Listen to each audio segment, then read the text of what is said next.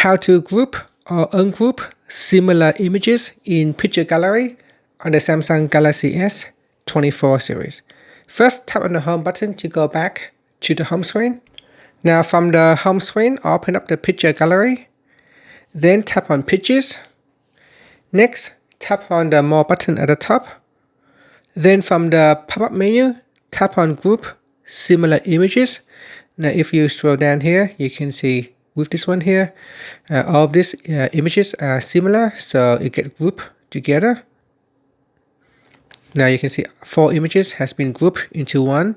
If I ungroup them, so here if I select ungroup similar images, you can see it will now expand out into 4 images. And I have 2 mobile phones here. They are the same. So if I tap on group similar images, they are grouped into one. And that's it.